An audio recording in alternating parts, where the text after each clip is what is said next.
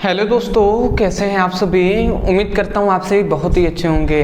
तो आज का ये वीडियो क्लास 11th के स्टूडेंटों के लिए बहुत ही इंपॉर्टेंट होने वाला है, क्योंकि आप सभी को पता है हम पढ़ रहे थे क्लास 11th केमिस्ट्री का पहला चैप्टर जो है रसायन विज्ञान के कुछ मूल अवधारणाएं। इस चैप्टर के हमने बहुत सारे टॉपिक पहले ही कवर करा दिया है।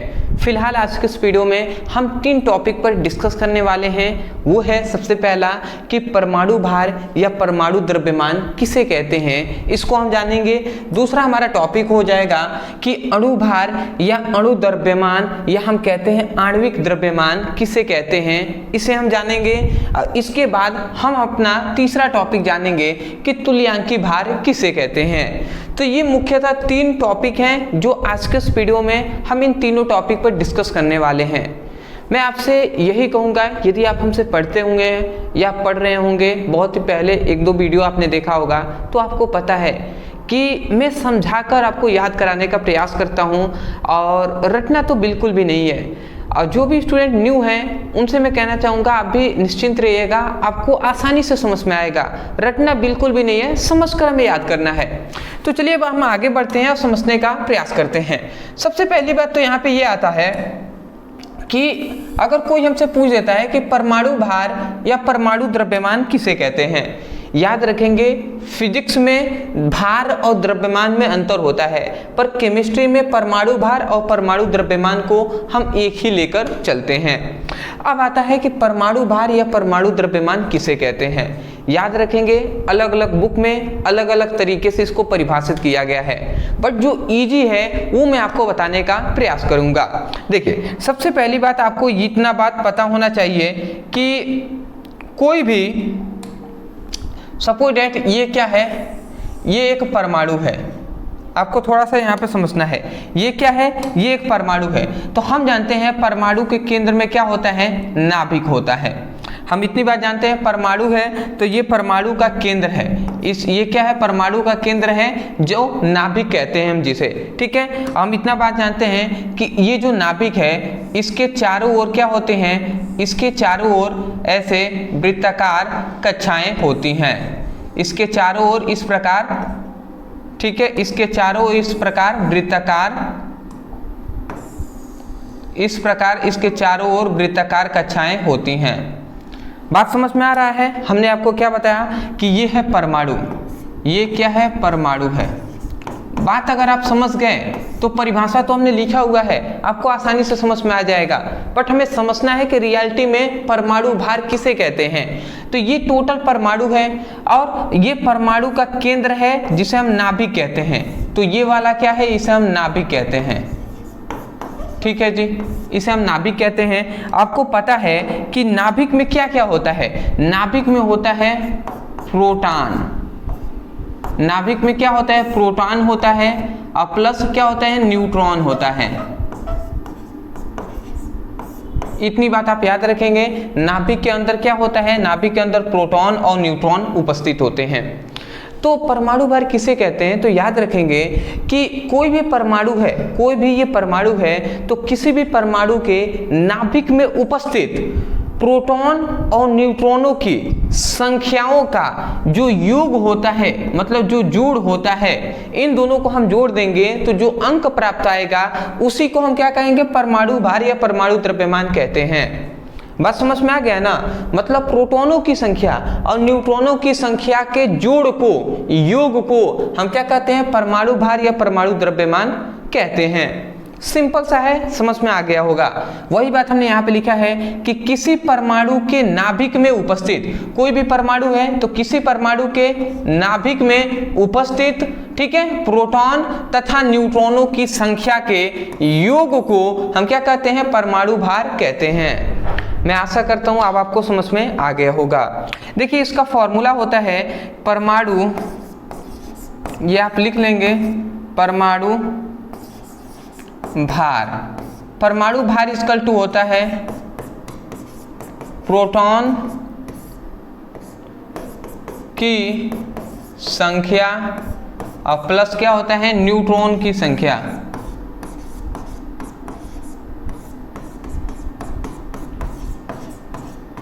बात समझ में आ गया। परमाणु भार इक्वल टू क्या होता है, परमाणु भार इक्वल टू होता है, परमाणु भार इक्वल टू होता है, परमाणु भार इक्वल टू होता है प्रोटॉनों की संख्या प्लस न्यूट्रॉनों की संख्या। और दूसरी एक और बात याद रखेंगे कि जो यहाँ पे प्रोटॉनों की संख्या है ना, जो प्रोटॉन की संख्या है, प्रोटॉन की संख्या जो है, प्रोटॉनों की जो संख्या होती है, याद रखेंगे इलेक्ट्रॉन की संख्या के बराबर होता है, इलेक्ट्रॉन की संख्या के क्या होता है, बराबर होता है। मतलब यदि आपको पता चल गया कि कोई भी परमाणु है उसमें प्रोटॉनों की संख्या मान लेते हैं 7 है, तो इसका मतलब इलेक्ट्रॉनों की संख्या भी 7 होगा। अगर आपको पता चल गया कि कोई परमाणु है जिसमें इलेक्ट्रॉनों की संख्या 15 है, तो इसका मतलब प्रोटॉनों की भी संख्या 15 ही होगा। समझ गए ना? तो ये दोनों बात आप याद रखेंगे, ये आप दोनों बात याद रखेंगे। मैं आशा करता हूँ इतनी बात आप समझ गए होंगे। अदरवाइज आप कहेंगे कि सर इस पर एग्जाम्पल आप दे दीजिए।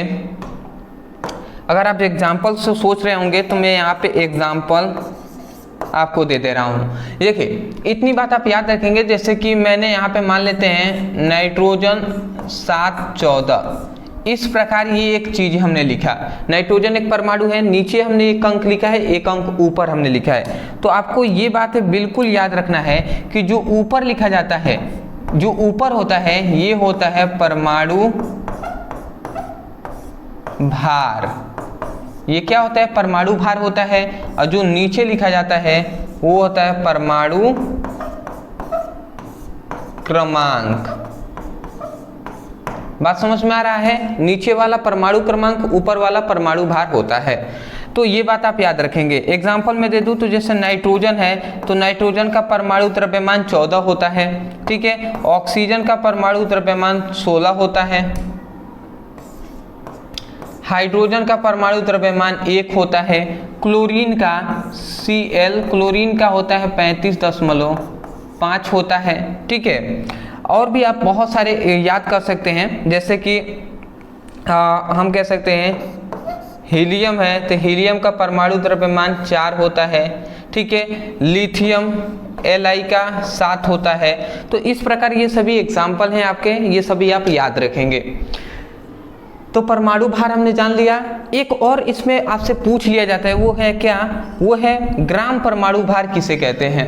तो याद रखेंगे ये जो परमाणु भार दिखाई दे रहा है ना, जैसे नाइट्रोजन का 14 है, ठीक है, नाइट्रोजन है तो इसका परमाणु भार 14 है, तो ये 14 AMU एटॉमिक मास यूनिट हम लिखेंगे।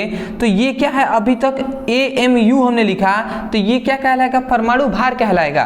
परंतु नाइट्रोजन का यदि परमाणु भार जो 14 है उसको हम क्या हम लिख देते हैं, बस आगे हम kg लगा देंगे, ठीक है, आगे हमने kg लगा दिया, ठीक है। तो उसका मतलब क्या होगा, अब ये ग्राम परमाणु भार हो गया, ठीक है। अब kg ना लिखा हम ग्राम लगा देंगे तो और बेटर रहेगा। मतलब 14 अगर हमने ग्राम लिख दिया तो इसका मतलब ग्राम परमाणु भार कहलाएगा। मतलब क्या हमने परिभाषा बताया, किसी पदार्थों के परमाणु भार को ग्राम में व्यक्त करने को ही ग्राम परमाणु भार कहते हैं। मतलब ये कोई परमाणु है तो किसी परमाणु के परमाणु भार को ग्राम में व्यक्त करना है क्या कहलाता है, ग्राम परमाणु भार कहलाता है। तो मैं आशा करता हूँ दोस्तों पहला जो टॉपिक है आपको अच्छे तरीके से समझ में आ गया होगा, ठीक है। तो आप स्क्रीनशॉट ले लीजिए और हम बहुत सारे टॉपिक 3 टॉपिक को जानने वाले हैं। पहला कंप्लीट, दूसरा हम देखेंगे। स्क्रीनशॉट ले लीजिए, ले लिया होगा जी, ठीक है। आगे बढ़ते हैं। तो इतना हमने जान लिया। दूसरा हमारा टॉपिक है कि अणु भार किसे कहते हैं। अगर हमसे पूछ दे कि अणु भार किसे कहते हैं या इसे हम आणविक द्रव्यमान भी कहते हैं तो किसे कहते हैं, तो सिंपल से यही मतलब होता है अणु भार का या आणविक द्रव्यमान का कि कोई भी पदार्थ है तो किसी पदार्थों में उपस्थित, मतलब कोई भी पदार्थ है तो वो बहुत सारे क्या है अवयवों से मिलकर बना होगा, बहुत सारे उसके संगठन होंगे, बहुत सारे चीज़ों से मिलकर बना होगा ना। तो यहाँ पे यही बात बताया जाता है कि कोई भी पदार्थ मतलब किसी पदार्थ जो जिस संगठन से मिलकर बना होता है उन सभी संगठनों का जो द्रव्यमान का योग होता है वही क्या कहलाता है, वही आणविक द्रव्यमान कहलाता है। एग्जाम्पल से समझाएंगे तो आपको और भी अच्छे तरीके से परिभाषा याद होगा, निश्चिंत रहेंगे। देखिए हमने फिलहाल यहाँ पे परिभाषा लिख भी दिया है कि किसी पदार्थों का आणविक द्रव्यमान, कोई भी पदार्थ है तो किसी पदार्थों का जो आणविक द्रव्यमान होता है वो उसके सभी संगठक परमाणुओं, मतलब कोई भी पदार्थ है तो उसका आणविक द्रव्यमान उस पदार्थ के सभी संगठक, उस पदार्थ के सभी संगठन परमाणु के योग को मतलब जो कहा गया ना, कोई भी पदार्थ है तो किसी पदार्थों का जो आणविक द्रव्यमान होता है वो उसी पदार्थों के संगठक परमाणुओं के परमाणु द्रव्यमान के योग को हम क्या कहते हैं, योग को हम क्या कहते हैं, अणु भार या आणविक द्रव्यमान कहते हैं। नहीं समझ में आया तो अभी आप समझ लीजिए। देखिए मैं क्या आपको समझाने का प्रयास कर रहा हूँ, एग्जाम्पल से जब तक आप समझेंगे तो और भी अच्छे से समझ में आएगा। जैसे कि HCl है, देखिए HCl एक पदार्थ है या हम यौगिक कह सकते हैं।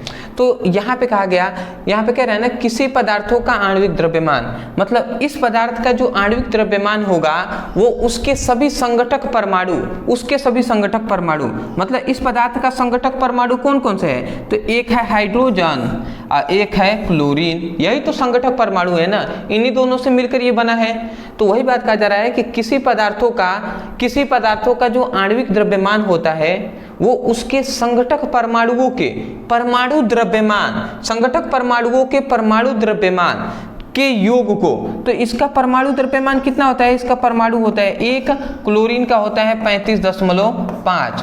तो वही बात कहा गया कि सभी संगठक परमाणुओं के परमाणु द्रव्यमान के योग को हम क्या कहते हैं, अणुभार कहते हैं। तो इसको अगर हम जोड़ देते हैं तो 36.5 आता है। तो ये 36.5 क्या हो गया, अणुभार या आणविक द्रव्यमान कहलाएगा HCl का। मैं आशा करता हूँ आपको समझ में आ गया होगा। ठीक है, दूसरा और मैं आपको कहूँ तो NaCl है। ठीक है, NaCl है तो NaCl का संगठक परमाणु कौन सा है, Na है और एक है Cl है क्लोरीन। Na का कितना होता है भैया, सोडियम का होता है 23 परमाणु भार और क्लोरीन का होता है 35.5। अगर हम इनको ऐड करें, जोड़ें तो इसका कितना हो जाएगा 58.5 हो जाएगा। तो ये 58.5 जो हुआ ये क्या होगा, NaCl का अणुभार होगा। मैं आशा करता हूँ आप समझ गए होंगे। और याद रखेंगे नोट्स में हमने एक इंपॉर्टेंट बात लिखाया है कि जो कोई भी पदार्थ है तो किसी पदार्थों का जो आणविक द्रव्यमान होता है उसको हम ग्राम में व्यक्त करना, उसे ग्राम में व्यक्त करना ही क्या कहलाता है, ग्राम अणुभार कहलाता है।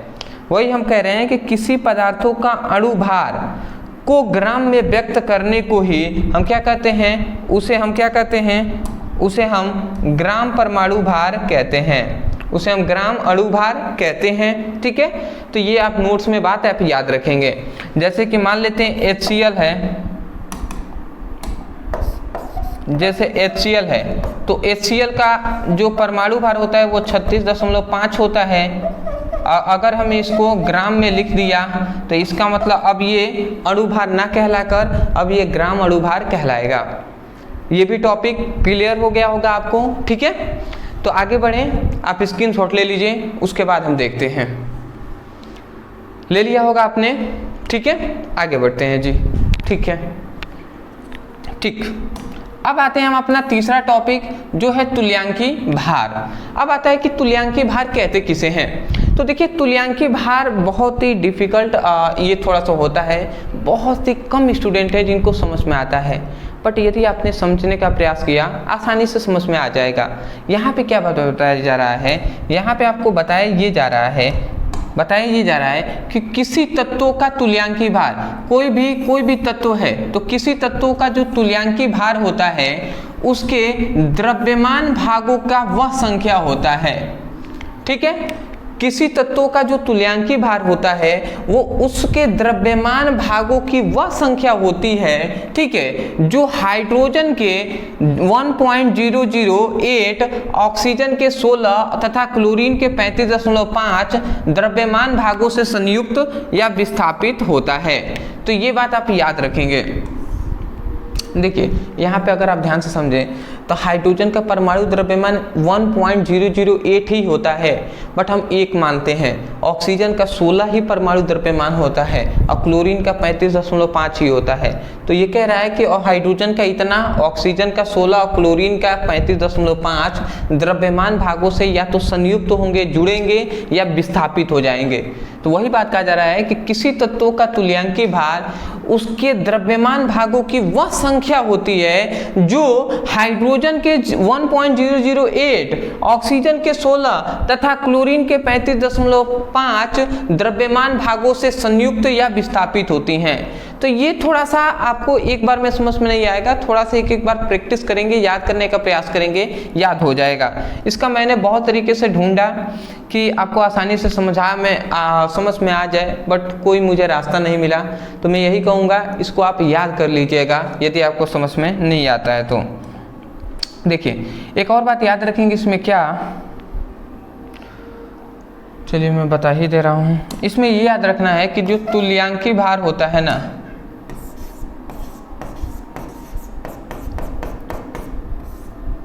तुल्यांकी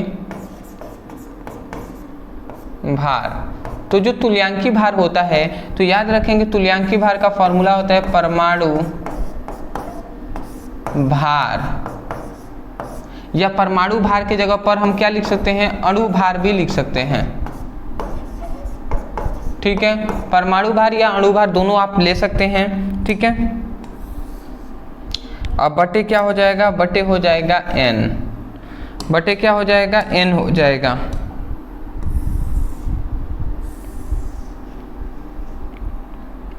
मैं आशा करता हूँ आप समझ गए होंगे। तुल्यांकी भार इक्वल टू परमाणु भार बटे n हो जाएगा, जहाँ n अलग अलग पदार्थों के लिए अलग अलग मान होता है। जैसे HCl के लिए अलग मान हो जाएगा, NaCl के लिए अलग मान हो जाएगा, KCl के लिए अलग मान हो जाएगा।